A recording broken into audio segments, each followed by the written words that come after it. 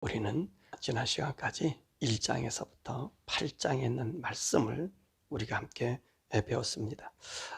스가랴 1장에서 8장의 말씀은 왜 예루살렘 성전이 지어져야 하는지에 대한 말씀을 우리 주님께서 말씀하시고, 이 예루살렘 성전을 통한 하나님의 통치의 계획을 말씀해 주고 있었다고 하면, 오늘 9장에서부터 14장까지는 이 성전을 통한 메시아의 초림과 재림, 그 파노라마의 그 역사의 모습을 우리들에게 말씀해 주고 있는 것입니다.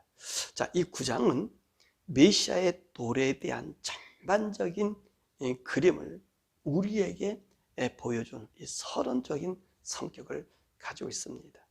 그래서 이 스가랴서에 있는 말씀은 학계를 통해서 성전을, 제2의 성전이 재건되기를 이제 권고하면서 이 성전을 향한 하나님의 그 원래의 구원의 마음을 이루어주고 있음을 이 스가랴서는 말씀해주고 있습니다. 그래서 이 스가랴서의 만큼은 보면 이 메시아의 사상, 이 메시아 구원의 사상이 온 인류에게 미치는 것이 어떤 것인가를 잘 말씀해주고 있는 말씀이 바로 이 스가랴서의 이 말씀인 것입니다.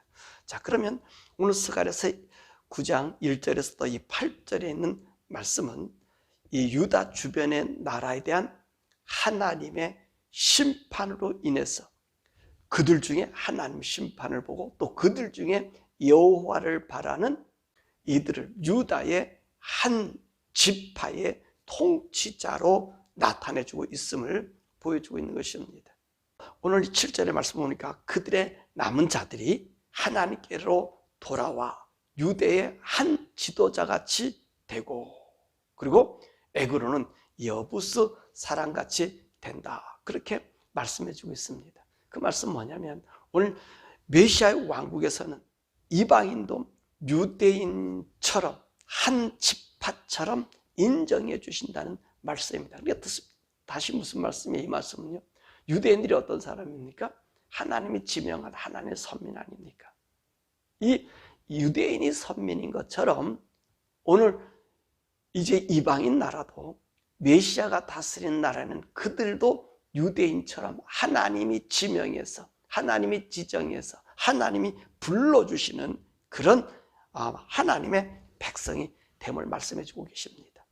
또 여기 있는 말씀 보면 이 블레셋의 에그론 있지 않습니까? 에그론 땅. 이 에그론 땅은 바알세붑이라고 하는 신전을 모시고 있는 그 우상의 도시가 아니에요. 근데 이 신전 에그론이 어느 사람들과 같이 된 여부스 사람과 같이 된다, 그렇게 말씀하고 있습니다. 이 여부스 사람이 누구죠? 하나님께서 이제 가나안 땅을 이스라엘 백성에게 줌으로 그 모든 7 족속을 다 멸하라 그랬어요. 그런데 7 족속을 사울왕 때까지 다 쫓아내지 못한 족속이 여부스 족속이, 이게 여부스 족속이 어디서 살았습니까? 예루살렘 주위에 그 예루살렘을 자기 성으로 삼고 있었잖아요. 그런데 오늘 이 여부스를 누가 격파했습니까? 다윗이 그 여부스 사람들을 이제 격파하고 거기를 다윗성, 예루살렘 성으로 만들었잖아요. 그래서 하나님의 유다의 도성으로 만들었잖아요.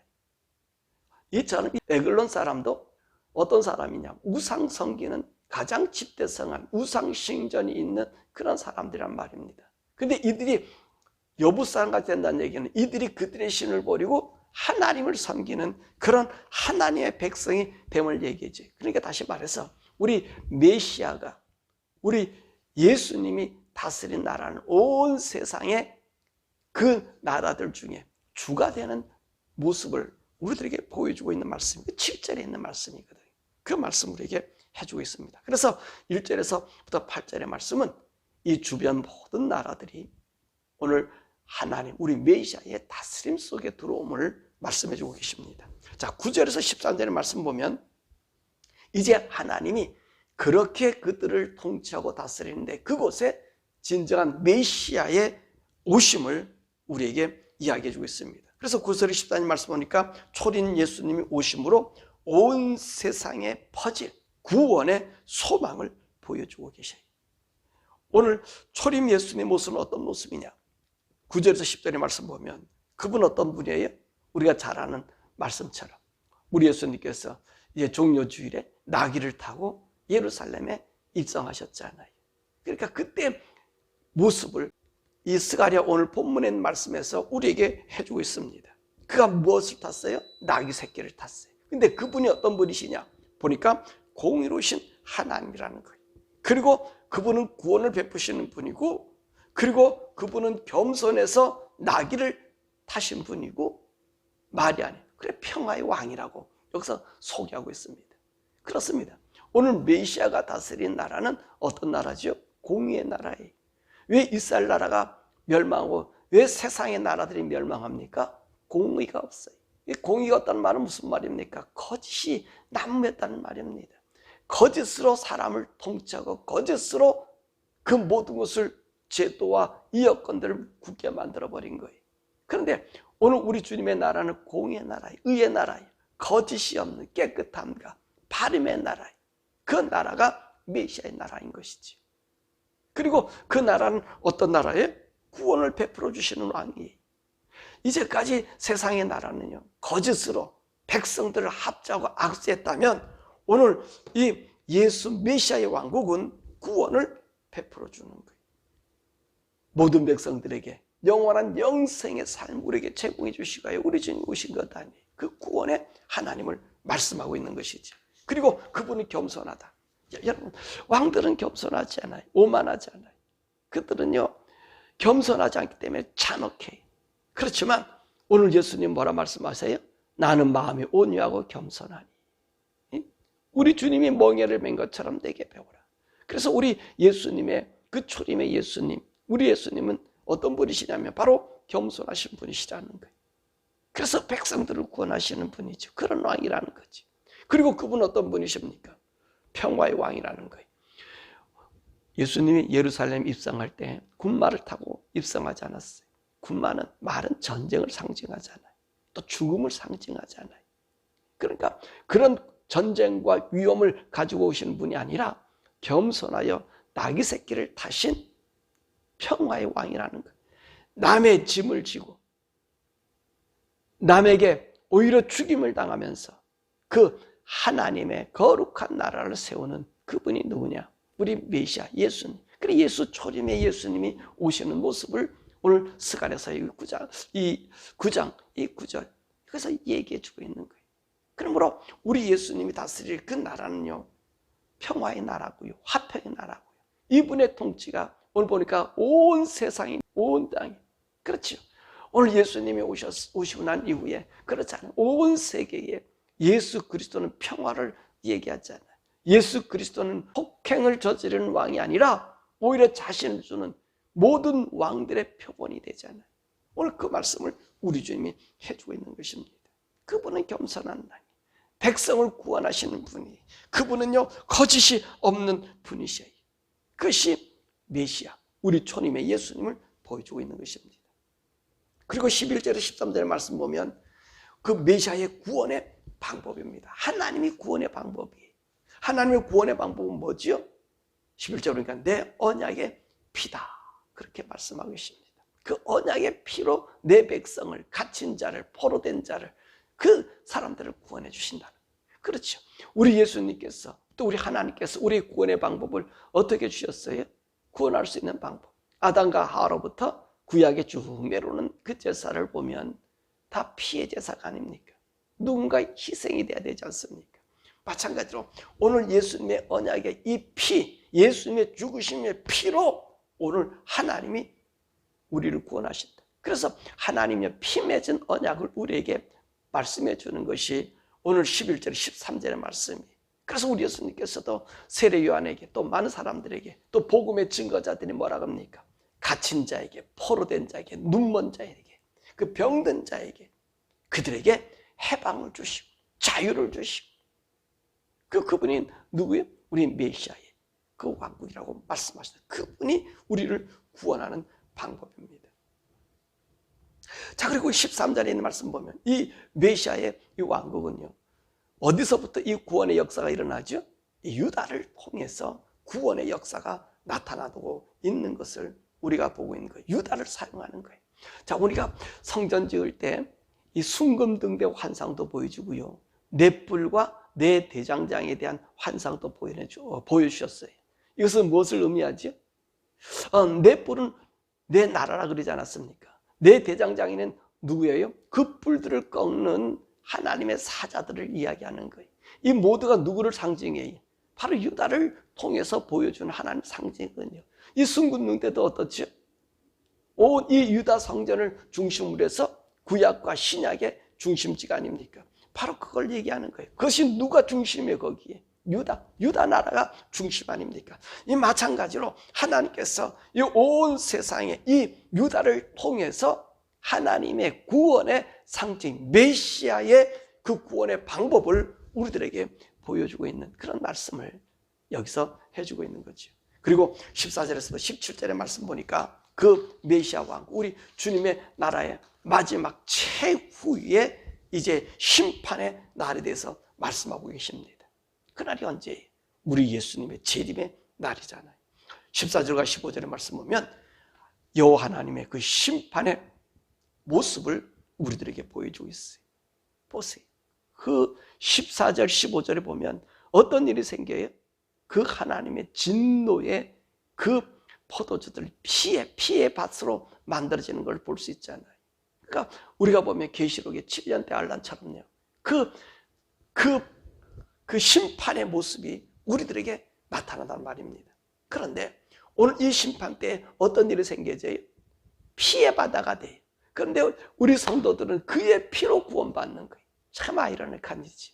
하나님 이 세상을요, 모든 사람의 피 속에 이 피란 죽음 아닙니까? 이 죽음의 재앙에서 그들을 멸망하는데 우리 또한 주님의 그 피로 구원받잖아. 예수 그리스도의 옷, 예수 그리스도를 믿는 그 세마포 옷이 깨끗하고 정결한 자들이 그 환란에서 나오잖아요. 구원받잖아요. 그 말씀을요, 그 모습을 오늘 14절에서 15절에 이야기해 주고 있습니다. 성도는 그 심판에서 예수님의 피로 구원받고, 불신자는 오늘 하나님 심판하는데 그 심판이 그 피가 그의 머리로 자기들의 죄, 자기들의 피가 그들의 머리에 쏟아지고 있음을 볼 수 있습니다. 그래서 그들에게 물맷돌 같이 심판하여 그들을 멸하는 모습을 우리들에게 보여주고 있잖아요. 그러면서 16절과 17절의 말씀에 무엇을 말씀하고 있습니까? 이 날이 언제예요? 예수님의 재림의 날. 그 재림의 날에는요, 어떤 현상이 일어나느냐? 보세요. 여기 말씀 보니까 거기 있는 이 하나님의 이 백성들은 어떤 사람들이 되느냐? 하나님이 세우신 그 왕국에 그 왕의 면류관에 보석같이 빛나는, 보석같이 대우해 주신다. 보석 같은 사람들. 그리고 거기 젊은 처자나 젊은 청년들은 곡식과 포도주와 같이 번성한다. 그게 무슨 말이에요? 그 우리 주님 천년왕국에는요, 이사야서 55장 60절 그 얘기, 천년왕국에 대한 모습을 그걸 그려주고 있잖아요. 그런 평화로운 나라에 누가 들어가죠? 우리 성도들이, 왕의 보석 같은 성도들이 거기에 나라의 임함을 오늘 이야기해주고 있습니다.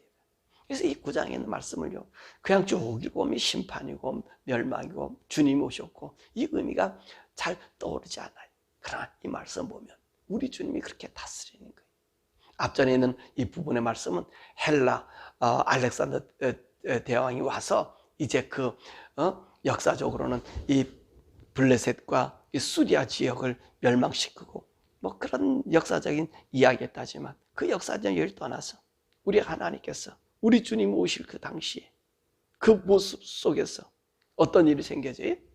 우리 예수 그리스도 올 수 있는 믿음의 토양들이 우리들에게 만들어주고 있음을 우리가 보게 되는 것입니다. 그러므로 오늘 이 스가랴서의 말씀은요, 하나님의 성전 지으라는 단순한 성전 지으라는 것이 아니라 이 유대의 성전을 통해서 그리스도의 재림, 우리의 미래의 환상을 우리들에게 보여주고 있는 거예요. 왜냐하면 예루살렘이 그만큼 중요한 거거든요. 마찬가지로 우리 주님 오실 때도 어디로 오십니까? 예? 이 예루살렘으로 우리 눈에 모든 사람들의 눈이 볼 수 있는, 여러분 우리 주님 오실 때는요, 우리 영안이요 다 열려지기 때문에 어느 세계를 다 볼 수 있어요. 어느 지역을 다 볼 수 있어요.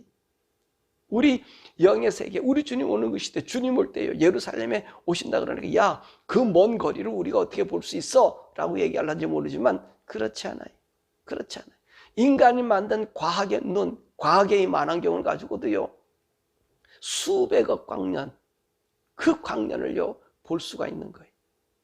근데 우리는 어떻습니까? 이때는 완전한 하나님의 눈이 돼서 우리 주님이 공중으로 재림하신 것을요, 우리 영으로 다 볼 수 있는 거예요.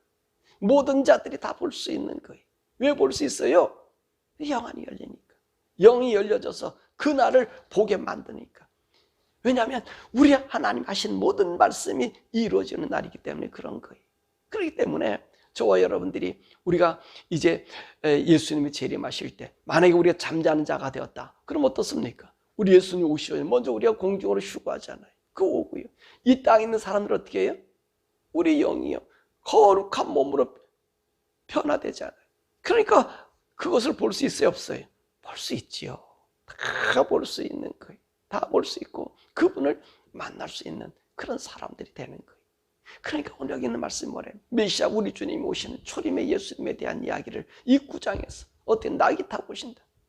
그래서 예수님께서 평화의 왕, 이제 예수로 말미암아 온 세상의 주가 누가 되지요? 예수가 돼야 된다. 예수 안에서만이 구원이 있음을 이야기해 주는 거예요. 그래서 에그론, 이 바알세불, 이 블레셋의 우상의 중심지, 이들이 뭐로 바뀌어야 돼요?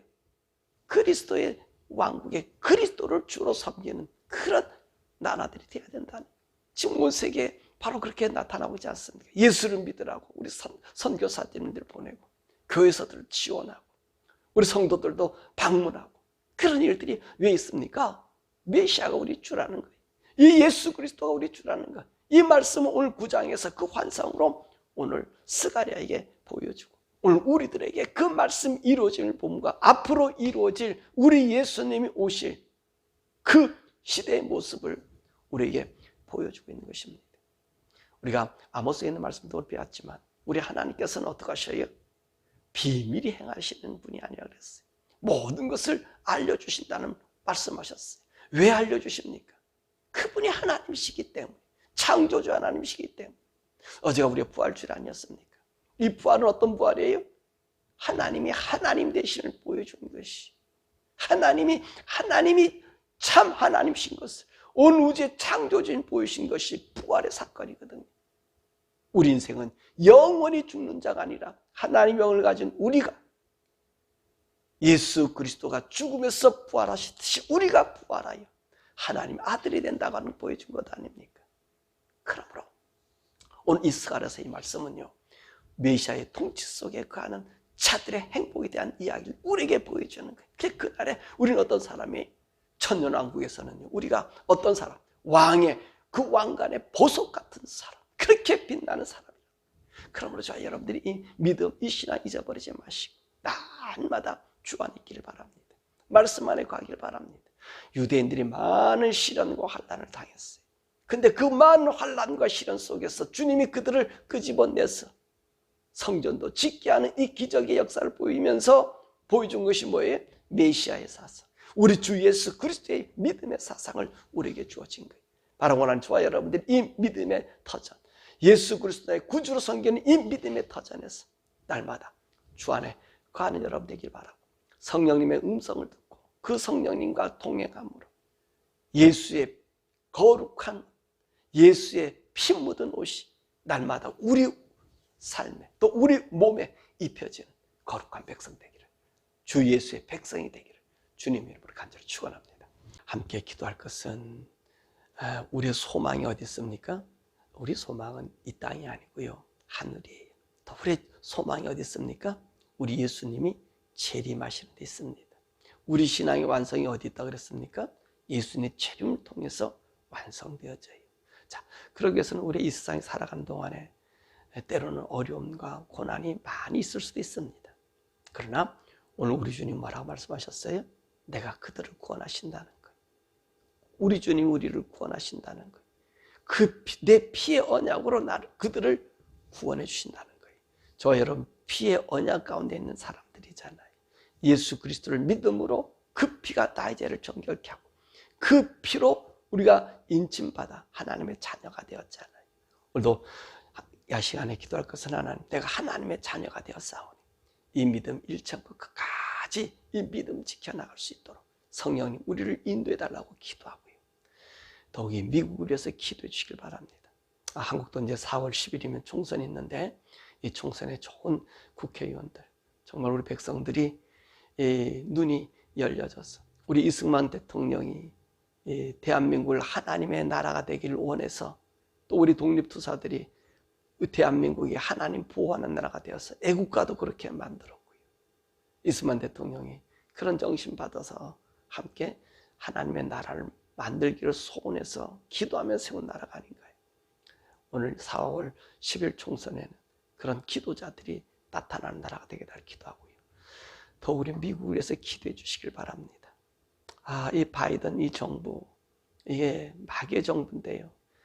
LGBTQ 이거를 주장한 사람이 바이든입니다. 바이든이. 그래서 어제는 부활절 아닙니까?